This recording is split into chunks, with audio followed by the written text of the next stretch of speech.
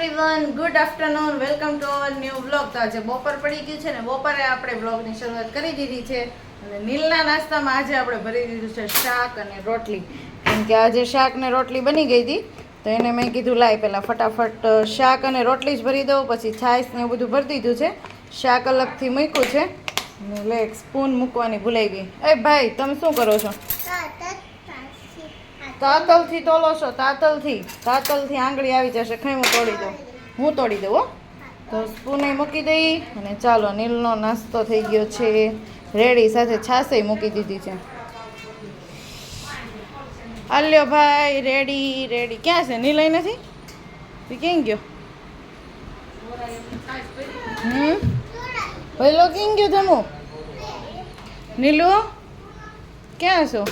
લે આમાં નીલભાઈ તો અહીંયા હાલ, તાર નાસ્તો ને બધું રેડી થઈ ગયું. તું રેડી થઈ ગયો? સરસ મજાનો. કે સ્કૂલે જઈને તે ઘરમાં હોય ને પગે લાગીને જવાય એવું? ચાલો, 12 વાગી ગયા છે. નીલને તો કાકા મૂકી આવશે, આવ્યા છે એટલે ને હું હવે રોટલી કરવાની શરૂઆત કરી દઉં. શાક ને બધું બની ગયું છે. અને આમ જો સાફ છે ને છોકરાઓને જાતે જ કરાવવાનું, ત્યારે ખબર પડે કે મમ્મી કેમ કામ કરતી હશે. કા બાય વાળા. જો અહીંયા રીંગણ શેકાવા માટે મૂકી દીધા છે અને એક રીંગણ શેકાઈ ગયું છે અને આપણે બનાવવાનો છે ઓળો. તો આજે વિચાર્યું કે ઓળો બનાવી નાખીએ. રીંગણા પડ્યા હતા એટલે, વરસાદ છે પણ આમ ઠંડુ એટલું બધું નથી થયું, પણ તોય રીંગણા પડ્યા હતા એટલે બનાવી નાખવી. નહીં તો પાછા રીંગણા છે ને ગરમ હોય તો કાંઈ નહીં, તોય પડ્યા હતા તો થોડા જવા દે, બનાવવા જ પડે ને. દીવાબત્તી મેં કરી નાખ્યા છે ભગવાનને અને હવે રસોઈની તૈયારી શરૂ કરી દીધી છે. જો મેં મારી માટે ટમેટું નાખીને વઘારેલો ઓળો બનાવી નાખ્યો છે.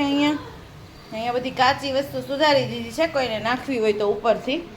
વધારે બધે કાચો ઓળો ખાય એટલે જો અહીંયા કાચોય બનાવી દીધો છે. હવે ખાલી રોટલા બાકી છે, એ આગળ મમ્મી કરશે. ને બાકીનું બધું જો બનાવી દીધું છે ને દૂધે આવી ગયું છે.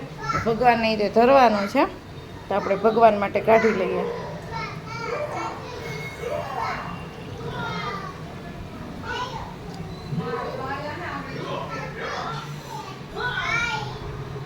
ભગવાનનો મુંગટ ત્રાસો થઈ ગયો છે.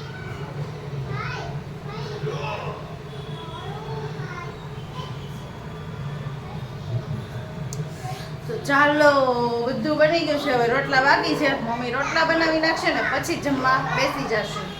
જો મમ્મીને ઘરેથી આવી ગયા ને, મમ્મીને ઘરેથી સરસ મજાનું એક ગિફ્ટ રીતે લેતી આવી છું. તો જો એક મસ્ત છે, પેલું ક્રેકેબલ પોટ આવે ને એ ટાઈપનું છે. કઈ બાજુથી ખુલ્લું હતું? ખુલ્લું હતું, હું તમને બતાવું. સરસ મજાનું છે. કોઈ વસ્તુ આપણે રસોઈ બની ગઈ હોય ને પછી ભરવું હોય ને તો સરસ લાગે છે. મસ્ત પોટ છે અને સાથે આ કાચનું ઢાંકણ આવે, પણ અનક્રેકેબલ હોય, કદાચ પડે કે એવું થાય ને તોય તે તૂટે નહીં, એ ટાઈપનું હોય છે. સરસ મજાનું.